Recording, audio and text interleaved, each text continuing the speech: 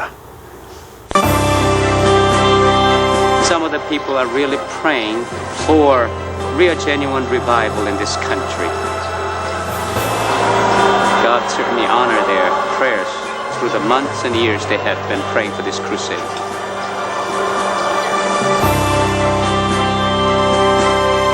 All the religions of the world are man reaching toward God. 전 세계의 모든 종교라고 하는 것은 사람이 하나님을 찾으려고 하는 것입니다. Christianity is God reaching toward man. 기독교라고 하는 것은 하나님이 사람을 잡아올리는 것입니다. God in the person of Jesus Christ. 하나님이 예수 그리스도의 존재라고 하는 분으로 내려오셨습니다. Who is this Jesus Christ? 이 예수 그리스도가 누굽니까? And I asked them, why did you come?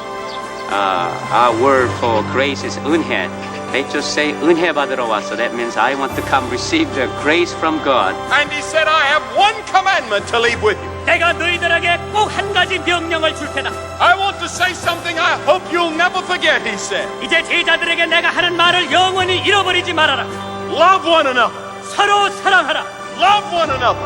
서로 사랑하라. Love one another. 서로 사랑하라. I'm going to ask you today to receive Christ. 나는 오늘 여러분 예수를 영접하기를 원합니다. I'm going to ask you to do it publicly. 여러분이 관중들 모인 가운데에서 예수를 믿으기를. I'm going to ask you to stand up right where you are.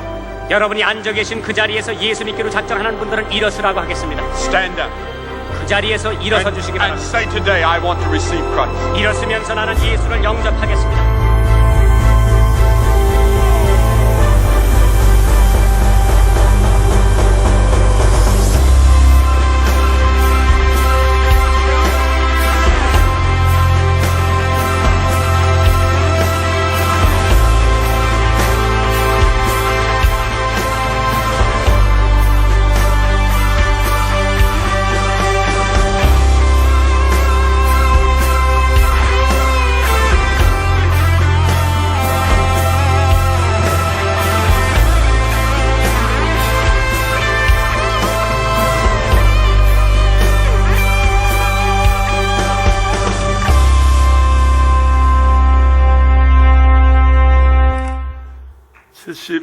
박수 한번 치겠습니다.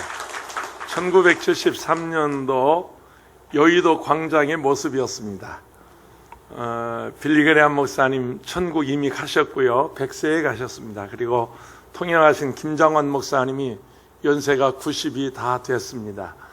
빌리그레암 목사님의 아들 프랭클린 그레엄이 오는 10월 9일, 10일, 11일 3일 동안 서울에서 빌리그레암 한국 전도대회를 계획하고 있습니다. 그것 때문에 오늘 영상을 띄운 건 아니고요. 오늘 설교 제목이 흩어진 사람들입니다. 저분들이 와서 우리 대한민국의 복음을 전해서 언더우드 아펜젤러 같은 선교사님들이 오셔서 우리 교단의 럼시 부인, 결혼도 하지 않고 일평생 어느 날 기도하는데 성령께서 조선으로 가라, 한국으로 가라고 하는 하나님의 음성을 듣고 무작정 지도 하나 들고 배를 타서 이 조선에 도착했습니다. 아는 사람도 없어요. 통역해 줄 사람도 없어요. 이분이 한국에 와서 구세군을 찾아갔습니다. 당시 구세군 사관으로 있던 허홍 목사님이 계셨습니다. 그분이 내가 미국에서 성령의 음성을 듣고 대한민국 조선에 가라고 그래서 왔습니다. 그래서 이제 그분이 영어를 잘 하셨는데 통역을 하기 시작해서 전라남도, 저 순천, 여수, 광주, 목포 그 일대를 다니면서 럼시 부인이 복음을 전했어요. 그리고 성령운동을 시작했어요. 그래서 생겨난 교단이 우리 하나님의 성에 우리 순복음 교단이 생겨났습니다. 무작정 왔다는 거예요. 하나님이 가라고 해서 왔다는 거예요. 한국교회는 이런 무명의 용사들, 하나님의 음성을 듣고 와서 복음을 전한 그분들이 이렇게 한국교회를 세계적인 교회로 세웠고 우리 한국교회가 이렇게 부흥하게 됐습니다. 로마에 복음이 들어가기 전에는 다신교 나라였어요. 심지어 만신을 섬기는 신전이 있을 만큼 우상을 섬기는 나라였습니다. 근데 그 속에 복음이 들어가서 그들이 문명인이 되고 모든 길은 로마로, 그런 세계적인 국가가 된 것입니다. 그리고 기독교 국가가 된 것입니다. 독일은 복음이 들어가기 전에 게르만 민족이었습니다. 야만인의 땅이었습니다. 사람 취급도 안 하는 그런 민족이 사는 곳에 복음이 들어갔어요. 거기서 바흐 같은, 여러분 칸트 같은, 핸델 같은, 괴테 같은 철학자, 음악가가 나오고, 거기서 마틴 루터 같은 종교 개혁자가 나와서 세계적인 기독교 국가가 되었습니다. 가장 기독교 국가의 모범적인 나라는 역시 독일입니다. 미국이, 영국이 기독교 국가라고 말하지만 독일만 못합니다. 독일은 전 국민이 세금으로 11조를 낼 만큼 교회 월급을, 교회 목사님들의 사례비를 정부에서 공무원처럼 내주고, 교회 리모델링 하고 있고, 교회 무슨 새로 건축할 일 있으면 정부에서 지어주는 그런 세계적인 기독교 나라가 되었습니다. 뿐만 아니라 아마 여기도 독일에 가서 공부하고 오신 분들이 계시는데요. 독일은 외국에서 온 저 학생들을 전학년, 전액 그냥 장학금으로 정부에서 가르쳐줘요. 미국에는 돈을 얼마나 많이 받냐면, 미국에 가서 유학을 하려면요, 혼자 가면 적어도 6만 불, 7만 불 내야 합니다. 1년에 하숙비, 등록금만 한 6만 불 내고요. 그래서 한 둘이 짝을 지어서 이렇게 보내면 1년에 10만 불 이상 들어가는, 1억이 이상이 들어가는 그런 돈이 들어가지만 독일은 전혀 받지 않아요. 한 푼도 내지 않아요. 그냥 전액 장학금으로 가르치는 기독교적인 나라, 복음적인 나라, 그게 바로 독일입니다. 통일도 가장 모범적인, 우리가 꼭 닮아야 할 나라가 독일입니다. 독일은 동서독이 통일을 하는데 복음으로, 교회로, 교회가 앞장서서, 그래서 오늘의 독일이 된 것입니다. 영국은 해적의 나라였습니다. 바이킹의 나라, 해적의 나라. 그런데 그 나라가 복음이 들어가서 의회 민주주의가 정착을 하고 청교도의 나라가 되고, 세익스피어 같은 그런 문학인들이 거기서 나왔습니다. 미국은 1620년 청교도들이 들어가기 전에는 인디언의 나라, 아주 미개한 나라, 그런 나라였습니다. 그런데 그들이, 청교도들이 들어가서 교회를 세우고 복음을 전하면서 오늘의 부국 강병을 이루었고 세계 최대의 강한 나라가 된 것입니다. 우리의 대한민국도 마찬가지입니다. 복음이 들어오기 전에는 우리는 문맹국가였습니다. 전혀 문화를 알지 못하고 세상을 어떻게 돌아가는지 알지 못하는 그런 나라의 미신의 우상의 나라였습니다. 그런데 이 땅에 언더우드 아펜잘러 같은, 빌리그레암 같은 이런 위대한 종들이 와서 복음을 전했습니다. 우리가 초청해서 온 거 아닙니다. 그분들은 자비량으로 미국에서 돈을 가지고 와서 2년 동안, 지금도 빌리그레암 전도대회가 여의도에 사무실을 차리고 있는데 2년 전부터 올 가을 10월달 행사를 위해서 전부 자비량으로 미국에서 월급 주고, 미국에서 행사비 가져오고, 미국에서 홍보비 가져와서 이 대한민국의 복음화를 위해서 그분들이 헌신하고 있습니다. 이분들이 와서 복음만 전한 것이 아닙니다. 병원을 세웠습니다. 학교를 세웠습니다. 이분들이 고아원을 세웠고, 이분들이 구제물자를 얻어다가 가난한 한국 사람들 입히고 먹이고 가르치고, 할렐루야. 그래서 오늘의 대한민국이 된 것입니다. 복음은 이렇게 세계 도처에 흩어져서 복음을 전한 그분들에 의해서 여러분 문명이 발전하고 있습니다. 우리 교회에서 파송한 홍현숙 선교사님이 계십니다. 솔로몬 아일랜드, 솔로몬 군도에서 이미 오래전에 제가 안산에 있을 때 그런 선교사로 파송이 됐습니다. 평신도 선교사였습니다. 가서 뭐 하러 가냐 그랬더니 사업하러 간다는 거예요. 돈 벌러 간다는 거예요. 거기 가면 흑달나무가 있어요.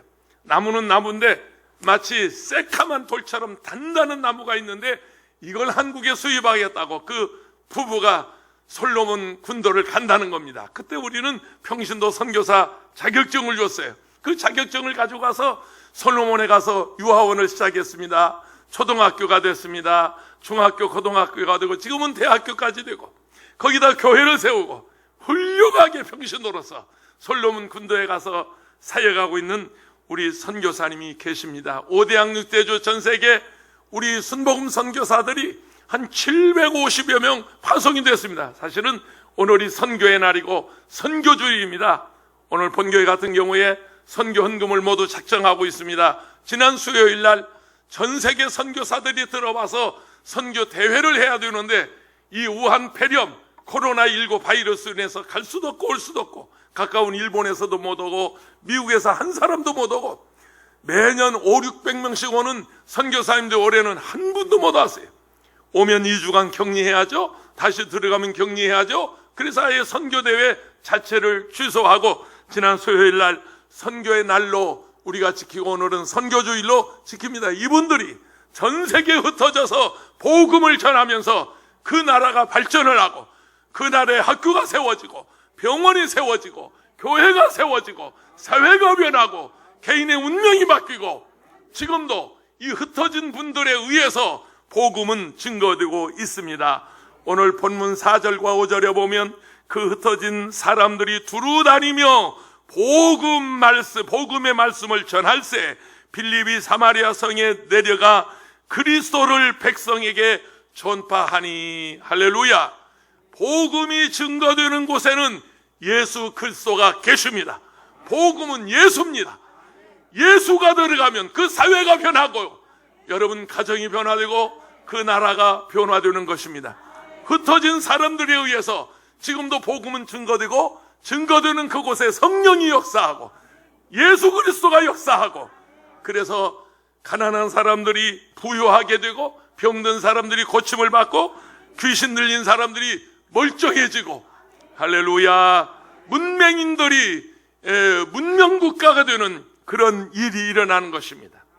오늘 본문 사도행전 8장 1절에는 4절부터 오늘 봉독했습니다마는 이 4절 말씀의 배경은 바로 1절입니다. 스데반 집사님이 복음을 전하다가 그는 돌에 맞아 순교했습니다. 사도행전 7장 마지막 절에 보면 그가 복음을 전하다가 예수가 그리스도다, 예수가 주님이시다 복음을 전하다가 그 성난 유대인들에 의해서 돌에 맞아 현장에서 죽었어요. 그 스데반 집사가 죽을 때 사도행전 7장 마지막 절에 보면 이렇게 되어 있습니다. 그때 주께서 서서 주님께서 서서 당신의 복음을 전하다가 순교하는 스데반 집사를 우리 주님이 앉아서 영접한 것이 아니라 일어서서 그 광경을 쳐다봤습니다. 스데반 집사는 하늘 문이 열리는 것을 봤습니다. 그렇게 해서 그는 순교를 당합니다. 그때부터 예루살렘 교회 박해가 시작이 됐습니다. 사실은 예수님께서 승천하시기 전에 그래서요, 성령이 너에게 임하시면 너희가 권능을 받고 예루살렘과 온 유대와 사마리아와 땅끝까지 이르러되 증인이 되라. 거기 예수님께서 사마리아 유대를 콕 집어서 말씀하셨어요. 그러나 제자들은 까맣게 잊어버렸어요. 흩어질 생각을 하지 않았어요. 왜냐하면 예루살렘 교회가 하루에 3,000명씩 5,000명씩 막 회개하고 돌아오는데 흥분이 돼가지고 아마 덩실덩실 춤을 췄을 거예요. 여기가 좋사오니 우리는 여기서 전하겠습니다. 그래서 사도들과 예수님의 제자들이 예루살렘을 떠나지 아니했습니다. 흩어지라는 예수님의 말씀을 무시하고 유다와 사마리아와 땅끝까지 가서 복음 전하라고 하는 말씀을 잊어버리고 예루살렘에 안주하려고 할 때 그 예루살렘 교회 박해가 시작이 된 것입니다. 스데반 집사가 돌에 맞아 죽고 나머지 예루살렘에 있는 사도들 위에 성도들이 겁을 먹기 시작했습니다.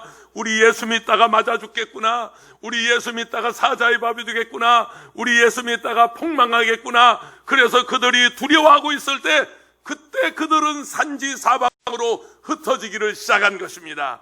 여기 흩어졌다는 말이 헬라어로 디아스포라고 하는 유명한 단어가 생겼어요. 흩어졌다. 사람들이 흩어졌다. 그런데 흩어져서 뭐 했냐? 복음을 전했다는 거예요. 예수를 전했다는 거예요. 사랑하는 여러분, 오늘 주일 예배를 드리고 여러분 가정으로 돌아갑니다. 집으로 돌아갑니다. 직장으로 돌아갑니다. 일터로 돌아가서 여러분이 가서 해야 할 일이 있는데 예수가 주님이시다. 예수가 그리스도다. 할렐루야. 맞아 죽을 각오하고, 핍박받을 각오하고, 박해받을 각오하고, 스데반 집사가 죽는 것을 보고 초대교회 성도들은 그런 각오로 복음을 전했어요. 내가 예수 전하다가 맞아 죽어도, 예수 증거하다가 나는 맞아 죽어도 나는 예수를 전하리라. 그래서 그들은 가는 곳마다 복음을 전한 것입니다. 그 중심에 빌립 집사님이 계셨습니다. 빌립은 동명이인이 있어요. 예수님의 제자 중에 빌립 사도가 있었고, 사도 빌립이 있었고, 그리고 사도행전 6장에서 집사 안수 받은 빌립 집사가 있었습니다. 사람들은 그렇게 말합니다.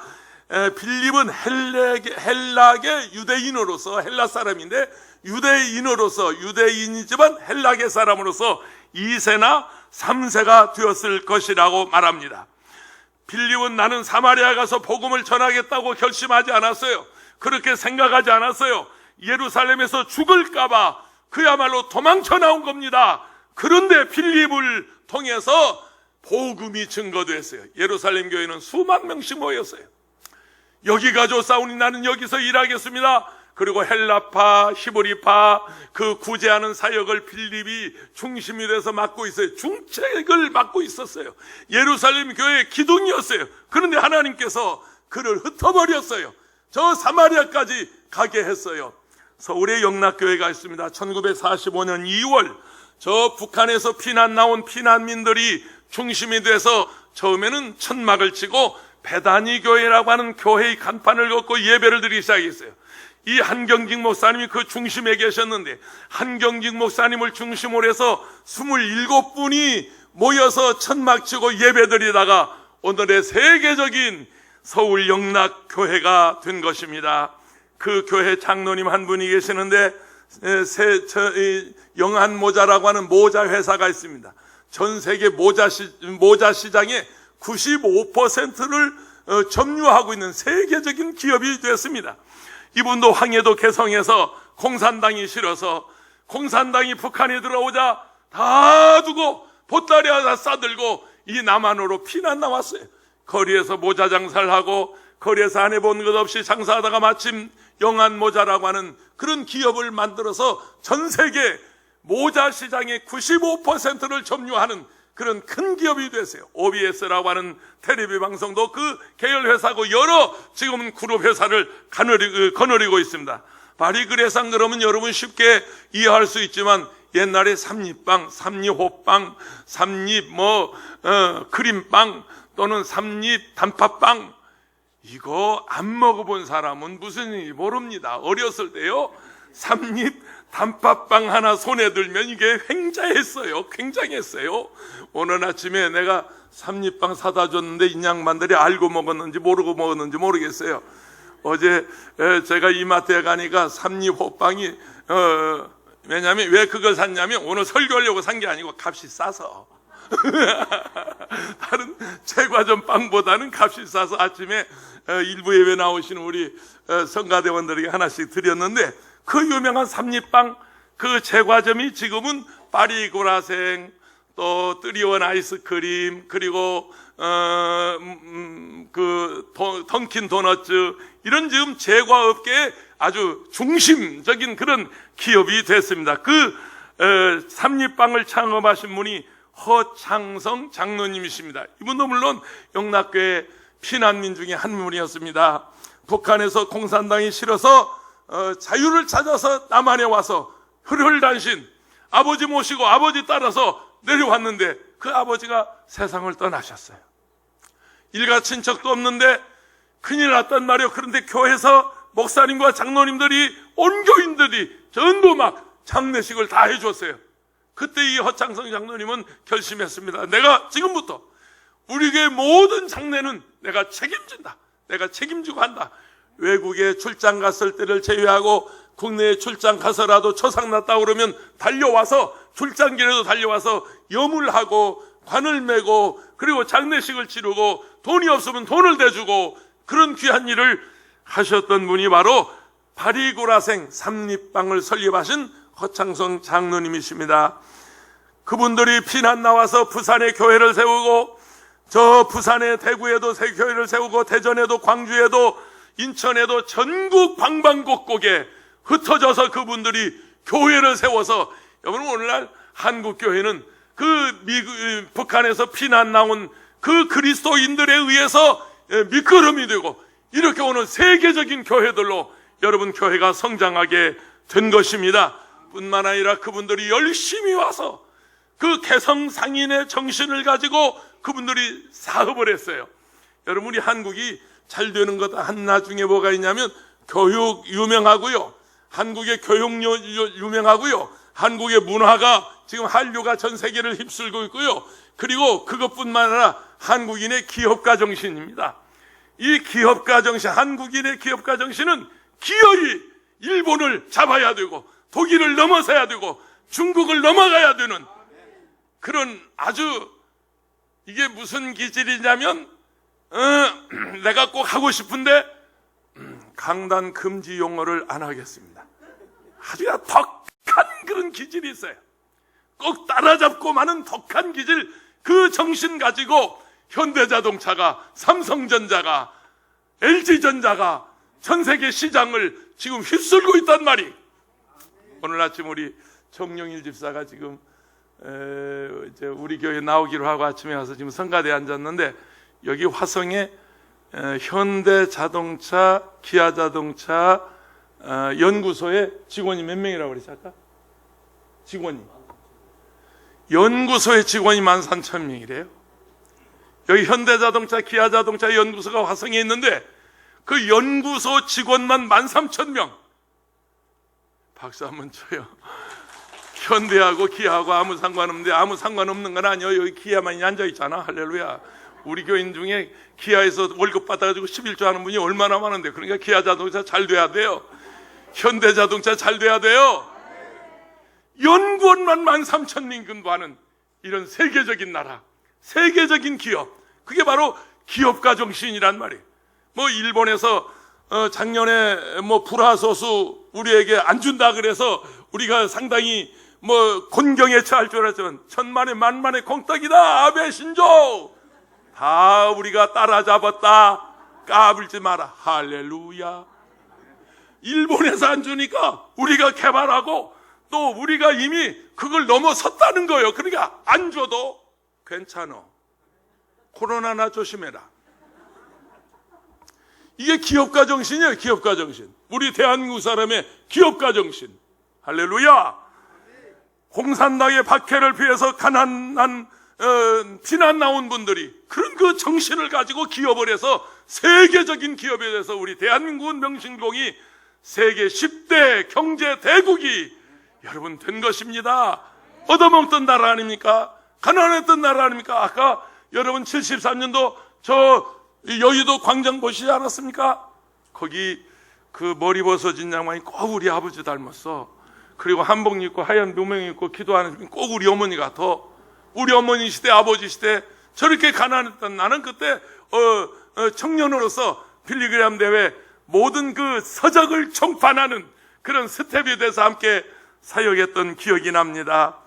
가난할 때 한국에 와서 또 복음을 전해준 선교사님들이 계시고 목사님들이 계셔서 이 땅에 복음이 증거되면서 대한민국이 세계 경제 10대 강국이 되는 그런 나라가 된 것입니다. 우리 원로 목사님도 마찬가지입니다. 폐병으로 쓰러져서 피를 토하고 있을 때 아무도 그를 돌보지 않았어요. 폐병은 당시 전염병이었어요. 가족들이 접근을 못했어요.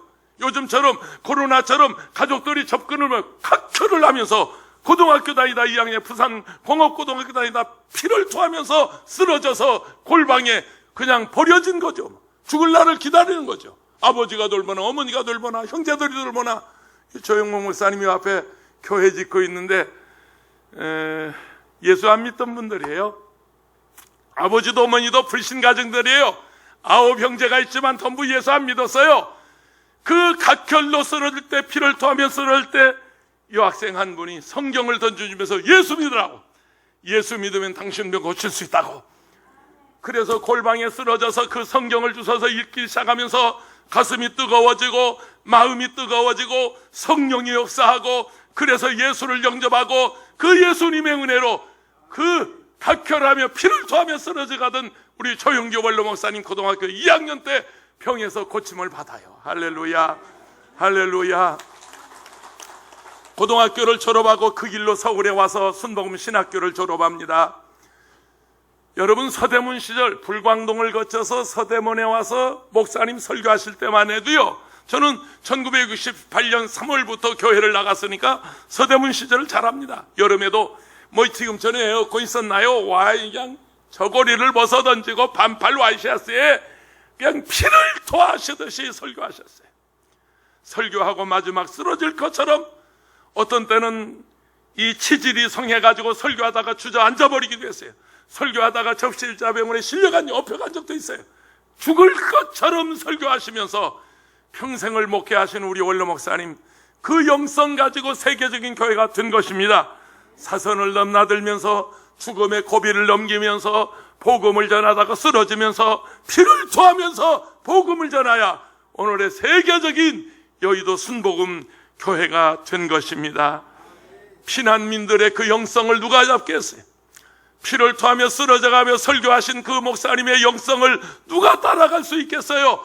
흩어진 사람들은 어디를 가나 몸에 쓰러지면서도 사선을 넘으면서도 그들은 복음을 전하여 예수 그들을 증거했습니다.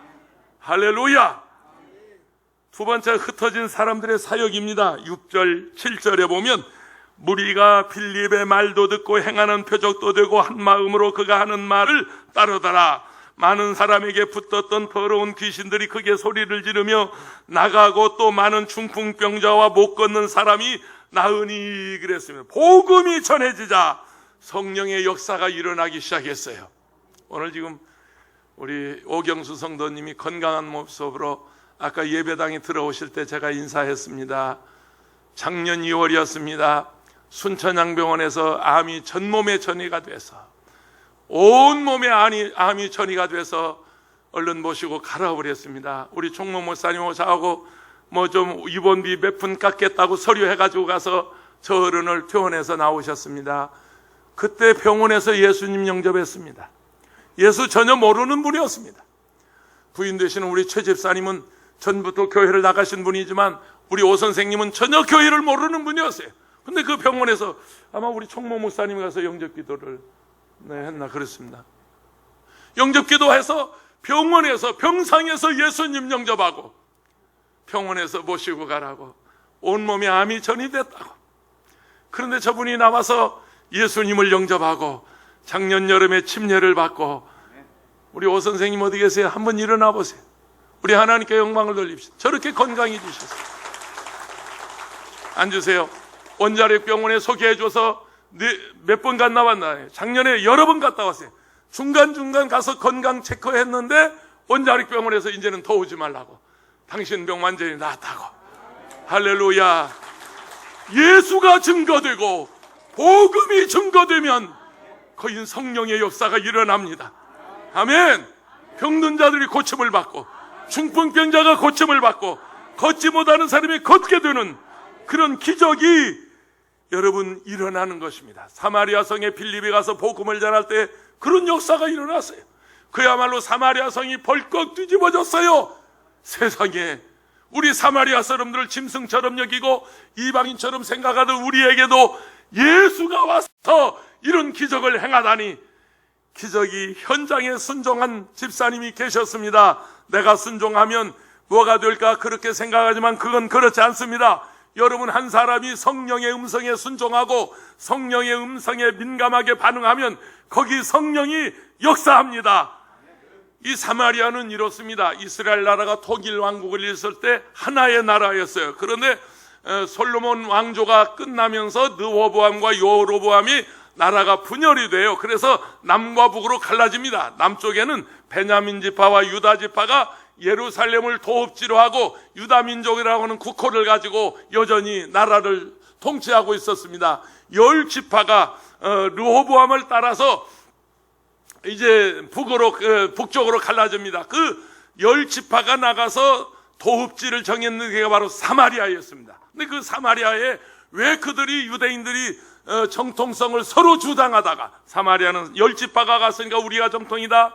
2지파가 남은 유다는 우리가 정통이다. 그 민족이 갈라져서 서로 정통성을 주장하다가 200년 후에 사마리아가 아수르에 의해서 망해버립니다. 점령을 당합니다. 그리고 아수르의 정책이 무엇이냐면 이 사마리아 유대인들을 어찌하든지 혼합하게 해서, 아수리아 사람과 혼합하게 해서 어찌든지 아수리아화 하기를 원했었습니다. 그래서 남녀간에 서로 결혼하게 하고 서로 오고 가게 하고 피가 섞이게 하고 그것뿐만 아니라 서로 문화가 섞이게 해서 그 아수리아의 그 우상을 섬기는 문화가 이 사마리아에 들어왔어요. 그때부터 유다에서 정통성을 지키고 있던 저 유다 민족은 그때부터 사마리아 사람, 그러면 이방인, 사마리아 사람, 혼합된 종교, 사마리아 사람, 저 혼합민족, 저 사마리아 사람, 짐승 같은 사람, 어떻게 우리하고 한 정통성을 주장할 수 있겠냐고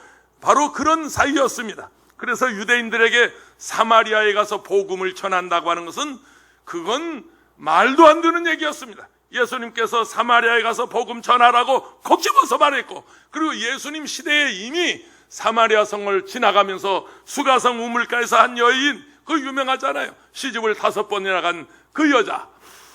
참 그 여자 얼마나 고생했겠어. 나는 그 여자만 생각하면 눈물 나. 세상에 한 번 가기도 힘들어서 못 가는 사람이 있는데 신랑을 5번이나 바꿨어요. 수가성 우물가에서 이 여인을 만나서 그에게 복음을 전했습니다. 예수님은 껄끄러운 사람, 원수 같은 사람, 상종하지 않는 사람, 그런 사람일지라도 예수님은 찾아가서 복음을 전하시는, 할렐루야. 여러분, 복음은 그런 것입니다. 여러분에게 원수가 있다 할지라도, 미워하는 사람이 있다 할지라도, 여러분에게 껄끄러운 사람이 있을지라도, 사람 같지 않는 사람이 있을지라도 여러분 복음을 전하세요. 제가 나고야에 가서 복음을 전하려 3일간 부흥회를 하고 마지막 날이었습니다. 나를 호텔에 픽업해준 그 일본인 집사가 문을 열어주고 내가 들어가기 전에 딱 서서 정중하게 45도 허리를 굽히고 인사하면서, 김센세이, 제가 꼭 하나 묻겠습니다. 뭐요? 그랬더니 일본을 사랑하십니까? 이렇게 묻는 거예요. 그때 저는 당황했었어요. 한참을 머뭇거리다가 제가 솔직하게 얘기했습니다. 일본 사랑하지 않습니다. 그랬어요. 대놓고 그랬어요. 일본 사랑하지 않습니다. 그런데 매년 왜 오십니까? 매년 왜 오십니까? 그래서 제가 그때부터 설명했어요. 저희 천국 가신 장형, 큰형님이 그 당시에 동경에서 노숙자를 먹이는 바포 사역을 하고 있을 때인데 우리 형님도 지금 동경에 와서 바포 사역을 하고 있습니다. 나도 이거 매년에 와서 이렇게 복음을 전하는 것은 나는 사랑한다고 하기에, 일본을 내가 사랑한다고 하기에는 우리가 받은 상처가 너무 큽니다. 사랑한다고 말할 수는 없지만 예수님은 일본을 사랑하십니다. 그래서 예수를 전하러 왔습니다. 내가 복음을 전하러 왔습니다. 할렐루야. 그때 일본 집사님이 정중하게 인사를 하면서 목사님 솔직하게 말씀해 주셔서 감사합니다. 또 오십시오. 그러고 헤어진 기억이 있습니다. 로마서 10장 12절입니다. 유대인이나 헬라인이나 차별이 없음이라. 한 분이신 주께서 모든 사람에게 주가 되사 그를 부르는 모든 사람에게 부여하시도다. 예수님은 흑인이든 백인이든 아시안이든 일본이든 한국이든 중국이든 저 북한의 김정은일지라. 요즘 뭐 김정은이가 가짜라는 말이 막 SNS에 떠돌더군요. 김정은이는 진짜 죽었는데 나 별난 뉴스 다 봐. 김정은이는 진짜 죽었는데 중국에서 김정은이를 하나 만들어서 지금 갖다 놨디야. 난 별 뉴스 다 보네. 아는 목사님이 카톡에서 김정은이 가짜다 그래요. 김정은이 가짜래. 저 중국의 어떤 영화배우는 하나 만들어서 김정은처럼 똑같이 외모를 해가지고 이미 지난번에 죽었는데 갖다가 지금 앉혀놓은 거야. 설령 가짜라 할지라도, 짝퉁 김정은이라 할지라도 하나님은 그가 회개하고 돌아오기를 원하십니다. 할렐루야. 공산당이 싫어요. 우리는 공산당 하나 될 수 없어요. 사회주의 싫어요. 주사파 싫어요. 동성애 싫어요. 그래도 그들이 예수 믿고 구원받아야 돼요. 아멘이십니까? 이태원 클럽 여러분, 동성애자들의 그 모임, 그런데 우리 몰랐잖아요. 근데 언론을 통해서 다 밝혀지고 있지 않습니까? 그러나 그들의 인권은 존중해야 돼요. 여러분, 그들에게 복음을 전해야 돼요. 그들도 예수 믿고 구원 받아야 돼요. 일본도 예수 믿고 구원 받아야 돼요. 북한도 예수 믿고 구원 받아야 돼요. 우리는 신분을 차별하면 안 돼요. 누구에게나 복음은 전하고 누구에게나 예수를 전해야 하는 것입니다. 당시 예루살렘의 성도들은 야, 이거 우리 예수 믿다 망했다, 폭망했다, 예수 믿겠다 죽겠다. 그리고 사실은 예루살렘에서 도망친 것입니다. 도망쳐서 유대와 사마리아에 이르러서 그들은 그럼에도 복음을 전했습니다. 파리그라생 허창성 장로님 같으신 분 피난민입니다. 일가 친척이 아무도 없었습니다. 그러나 남한에 와서 오직 예수 한 분, 그 복음을 붙잡고 그런 세계적인 기업이 된 것입니다. 8절 말씀입니다. 그 성에 큰 기쁨이 있더라. 복음을 전하면 반드시 기쁨이 따라옵니다. 사도행전 8장에 큰이라는 말이 big, 큰이라는 말이 큰 대자, 대라는 말이요. 큰 대자, 대자고 영어로 big입니다. 아주 큰 걸 말하는데 사도행전 8장에 큰이라는 말이 3번 나오는데 1절에 보면 스데반 집사가 순교하고 그날 교회에 큰 박해가 있었다 그래요. 큰 박해가 있었고, 그 다음에 2절에 보면 스데반 집사를 장사하는데 경건한 사람들이 크게 울었다. 큰 울음이 있었다. 그러니까 박해가 있었고 큰 슬픔이 있었고, 그 다음에 8절에 보니까 그 성에 큰 기쁨이 있더라. 따라하세요. 박해가 있었고 슬픔이 있었고 기쁨이 있었다. 이게 무슨 얘기입니까? 때로는 우리가 예수 믿다가 박해를 당할 수 있어요. 때로는 슬픔을 당할 수도 있어요. 어떤 분이 그렇게 물어요. 예수 믿다 망할 수도 있냐고. 망할 수도 있어요. 예수 믿다 죽을 수 있냐? 죽을 수도 있어요. 그럴 수도 있어요. 그러나 그게 끝이 아니에요. 거기서 끝나는 게 아니에요. 반드시 큰 기쁨이 와요. 할렐루야. 아멘이십니까? 두려워하지 마세요. 내가 지금 잠시 잠깐 고난을 당하고 잠시 내가 어려움을 당하고 내가 지금 슬픔을 당하고 있지만 머지않아서 내게 큰 기쁨이 온다. 하나님이 나를 축복하신다. 시편 30편 5절입니다. 그의 노여움은 잠깐이요 그의 은총은 평생이로다. 저녁에는 울음이 깃들지라도 아침에는 기쁨이 오리로다. 아멘. 따라하세요. 저녁에는 울음이 깃들지라도 아침에는 기쁨이 오리로다. 아멘이십니까? 오순절날 120명이 성령 받고 예루살렘에 복음을 전했어요. 하루에 3,000명, 5,000명, 나중에는 수많은 무리, 헤아릴 수 없는 무리들이 회개하고 돌아왔어요. 제자들이 예루살렘 거리에 나가 복음을 전하는 내용은 아주 단순했어요. 예수가 그리스도다. 예수가 주님이시다. 예수 믿으면 구원받는다. 여러분, 그게 복음인 것입니다.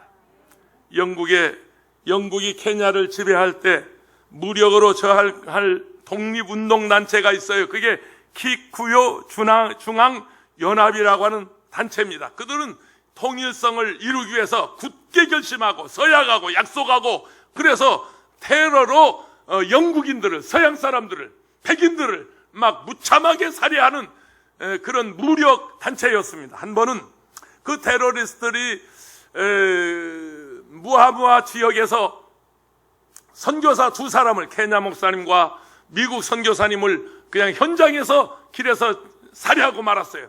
근데 2분 선교사님이 한 번은 이제 자동차를 타고 그 지역을 지나가기도 했습니다.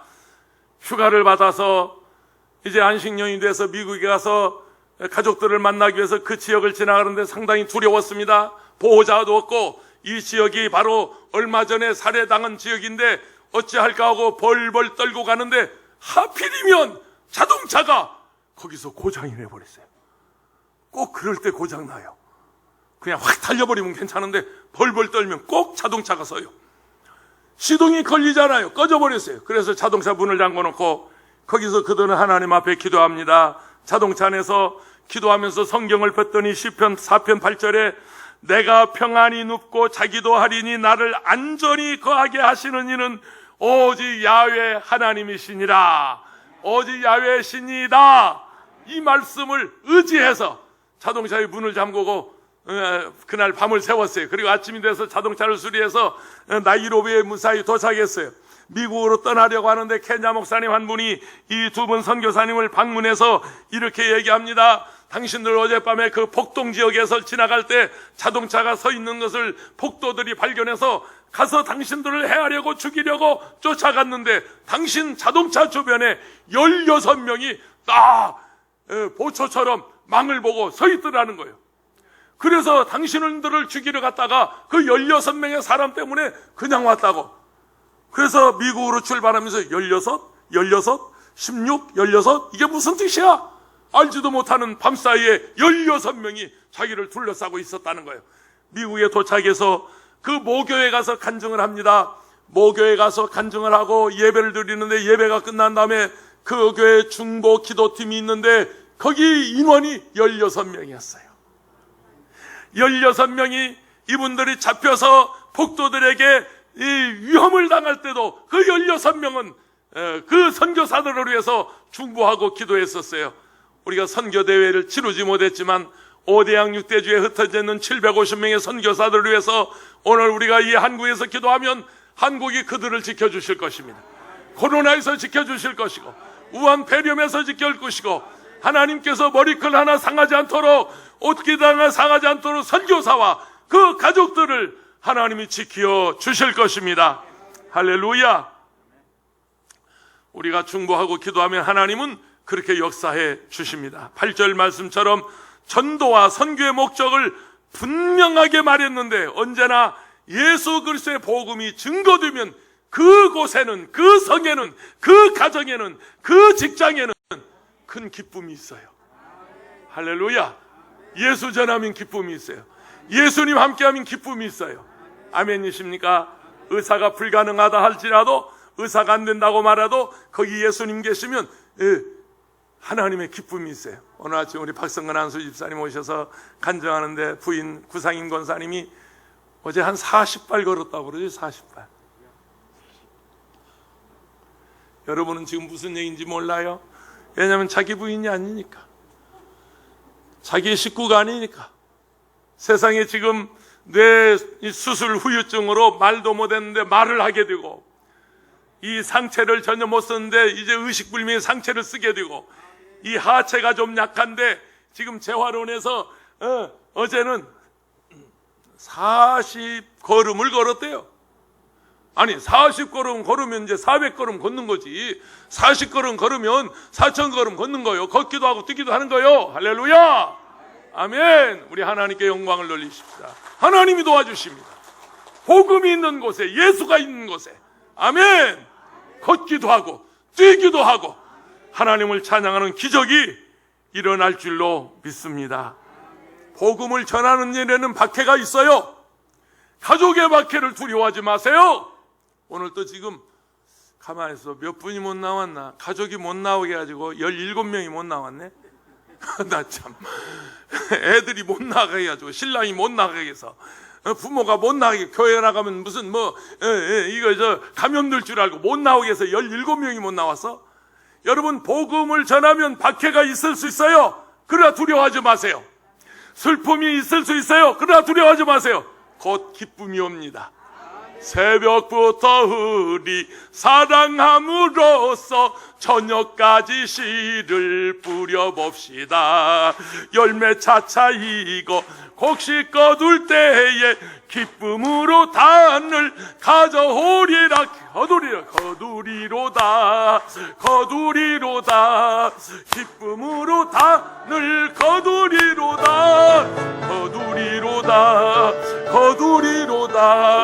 기쁨으로 단을 거두리로다. 아멘. 하나님